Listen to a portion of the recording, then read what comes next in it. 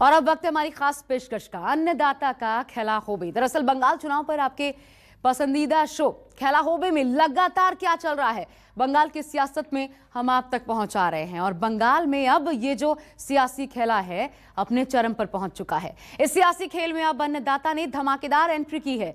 Delhi border की गूंज अब बंगाल में सुनाई देने लगी है। सियासी खेल के लिए किसानों का एक बड़ा रेला बंगाल की चुनावी सरजमीन पर चल पड़ा है। केंद्र सरकार और बीजेपी को घेरने के लिए किसान नेताओं ने खास प्लान तैयार किया है। किसानों ने कौन सा प्लान तैयार किया है, वो कौन सा चुनावी चक्रव्यूह है जो बंगाल की सियासी पार्टियों के लिए परेशानी खड़ी करने वाला है। वोट पर चोट का सबसे बड़ा खेला क्या है, जरूर देखना चाहिए आपको। देखिए, हम तो यहाँ पे कहेंगे कि भाई बीजेपी को ना यहाँ पे वोट दो, किसी को दे लो। भाई वोट की चोट तो वहाँ देनी ही पड़ेगी ज्यादा जोर से।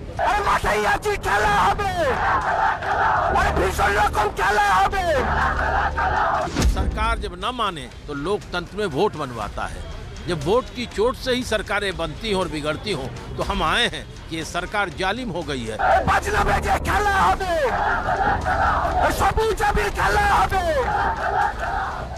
कोई व्हील चेयर का खेल खेल रहा है, कोई जय श्री राम का सबसे बड़ा खिलाड़ी बनने के लिए बेताब है।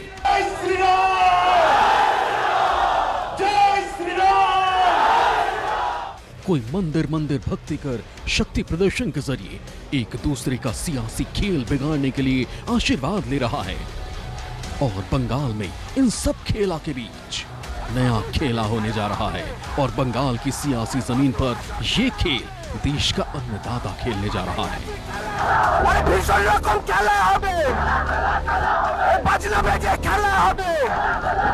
हमने सिर्फ हमारी टारगेट यही है कि एंटी बीजेपी नहीं जीतनी चाहिए। हम किसानों को, बंगाल के किसानों को जगाने के लिए आए हैं। आज ये मोदी कॉर्पोरेट की गवर्नमेंट है, अडानी अंबानी की गवर्नमेंट है, इसको यहाँ हराना जरूरी है, इसलिए दिल्ली से यहाँ आए हम। इस खेल में अभी तक सिर्फ सियासी खिलाड़ी और सितारे ही एक दूसरे को साध रहे थे, लेकिन अब किसानों ने भी बंगाल की धरती पर हुंकार भर दी है। चुनाव में बड़ा खेला का दाव खेल दिया है। सियासी पंडितों की माने तो यही हुंकार तय कर सकती है कि अब की बार बंगाल में किसकी सरकार होगी। इस खेल में दो बड़े खिलाड़ी हैं और दोनों की चुनौती भी बड़ी है। दीदी को बंगाल की गद्दी बचानी है, बीजेपी को सत्ता पर काबिज होना है। लड़ाई बड़ी है, लड़ी भी उसी तरह जा रही है। जो लड़ाई एक वक्त ममता दीदी वर्सेस मोदी दादा की लग रही थी, उसी लड़ाई में किसानों की एंट्री हो गई है, जो पंजाब, हरियाणा और पश्चिमी यूपी से निकलकर बंगाल की धरती पर पहुंच चुके हैं। और बंगाल की जनता को सीधा संदेश दे रहे हैं कि अगर अपना वजूद बचाना है, सम्मान के साथ जीना है, तो मोहरा नहीं बनना, नहीं तो मौका निकल जाएगा और खेला भी हो जाएगा। मेरे साथ में राकेश टिकैत जी है। जिस तरह से देखे आपने दिल्ली में कहीं ना कहीं किसान आंदोलन था, अब बंगाल में आंदोलन शुरू हो गया, क्या कहेंगे, कैसे तैयारियां चले? एमएसपी नहीं मिल रहा किसान को, यहाँ के किसानों को एमएसपी दिलवानी है। भारत सरकार की जो योजना है वे लागू करवानी है। यहाँ पे एमएसपी मिल जाएगा तो यहाँ का किसान का भी उद्धार हो जाएगा। बंगाल के सियासी खेल के सफर पर निकले किसानों का पहला पड़ाव कोलकाता रहा, जहां किसानों ने पंचायत की और सियासी खेल के लिए अपनी मंशा जाहिर कर दी। किसान नेता टिकैत कहते हैं वो किसी के लिए वोट नहीं मांगने पहुंचे, लेकिन अगर वो संदेश पहुंचाने में सफल हो गए तो चोट कहां लगेगी ये किसी से छिपा नहीं है। एमएसपी पे खरीद नहीं हो रही और इस सरकार ने लूट लिया किसानों को, ये कहेंगे। अपील करेंगे कि ऐसा वोट मत देना बीजेपी को, इसने पूरा देश लूट लिया, व्यापारियों की पार्टी।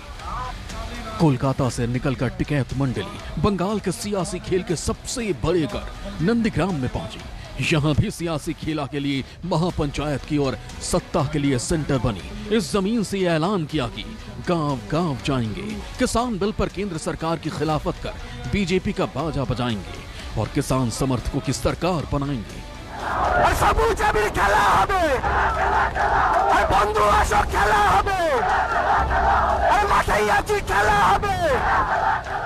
किसान आंदोलन का चेहरा बने योगेंद्र यादव भी बंगाल के सियासी खेला का खिलाड़ी बनने के लिए किसानों के बड़े जत्थे के साथ बंगाल की धरती पर पहुंचे। मेधा पाटेकर, हन्नान मुल्ला, बलबीर सिंह राजेवाल, अतुल कुमार अंजान, अविक साह, गुरनाम सिंह, राजा राम सिंह, डॉक्टर सत्यनाम सिंह भी वो नाम हैं जो बंगाल के सियासी खेला की लिस्ट में शामिल हैं। योगेंद्र यादव ने खुलकर कहा कि बीजेपी से बंगाल को बचाने का खेल होना चाहिए और वो खेल वोट की चोट से होगा। लगातार जिस तरह से विरोध चल रहा था, किसानों ने कहीं ना कहीं आंदोलन की सेंचुरी दिल्ली की सरहद पे की। अब ये आंदोलन बंगाल में आ गया है। नंदीग्राम सबसे बड़ा मुद्दा है, क्योंकि देखिए ममता बनर्जी ने भी कहीं ना कहीं यही आंदोलन उठाई थी, किसानों के हितों की बात करके सत्ता में आई थी। ये आंदोलन अब बंगाल से शुरू हो गया। क्या क्या कार्यक्रम है आप लोगों का और किस तरह से आंदोलन यहाँ पे तेज गति से बढ़ाएंगे?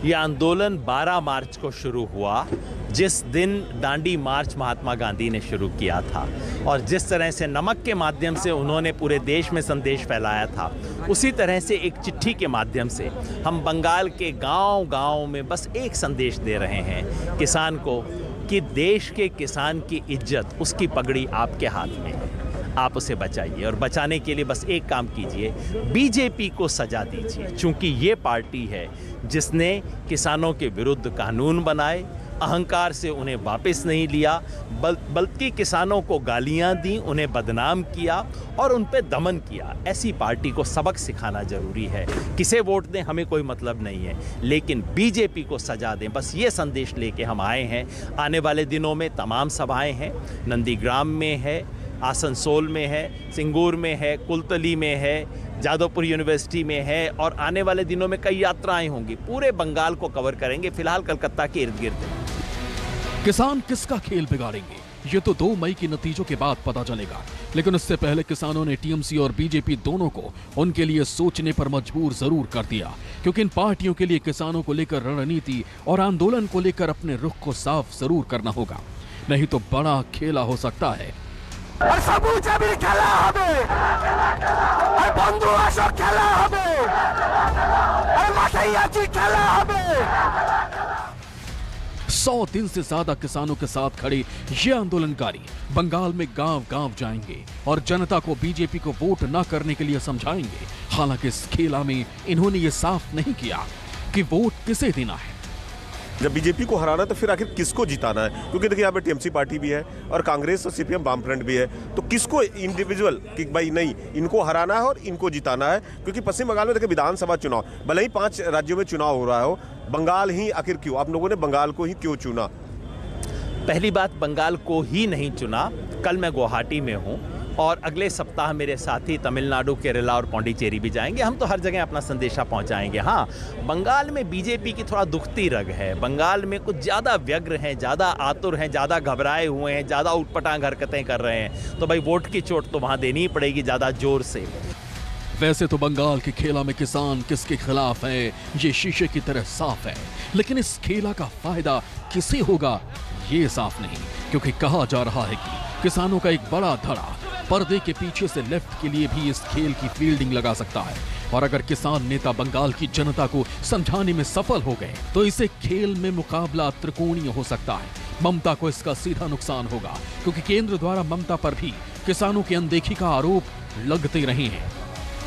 देखिए, बंगाल का किसान का कोई समस्या नहीं। यदि समस्या है हमारे यहाँ के किसान भाइयों का, तो एक ही समस्या है कि प्रधानमंत्री किसान सम्मान निधि का जो पैसा है वो उससे उनको वंचित रखा जा रहा है। और वंचित इसलिए रखा जा रहा है, उनका बैंक अकाउंट डिटेल यहाँ से नहीं जा रहा है। क्यों नहीं जा रहा है? क्योंकि वो डायरेक्ट ट्रांसफ़र होगा, यहाँ कटमनी नहीं मिलेगा, इसलिए उनको वंचित रखा जा रहा है। इसके अलावा उनके कोई समस्या नहीं है। इससे बंगाल का चुनाव प्रभावित नहीं होगा। बंगाल का चुनाव हमको जहाँ तक लगता है हमारी जनता यहाँ पर फैसला कर ली है कि वो हमें ही आशीर्वाद देगी। आखिर ऐसा क्या हो गया कि दिल्ली बॉर्डर पर डटा किसानों का जत्था दिल्ली से बंगाल पहुंच गया और बीजेपी के खिलाफ खेला करने की अपील करने लगा और बीजेपी के खिलाफ खुलकर बोलने लगा। दरअसल किसान संगठनों को जब ये भनक लगी कि भाजपा बंगाल चुनाव को लेकर खासी उत्साहित है और भीतर खाने ये खबर चल रही है कि अगर बंगाल में कमल खिला तो दिल्ली की सीमाओं से किसान संगठनों के धरने को उठाने में केंद्र सरकार मिनट नहीं लगाएगी। इसके बाद किसान संगठनों ने मोदी ममता के चुनावी मुकाबले में कूदने का निर्णय लिया और किसानों का रैला सियासी खेला के लिए बंगाल पहुंच गया। कोलकाता से मनोज पांडे, न्यूज 24।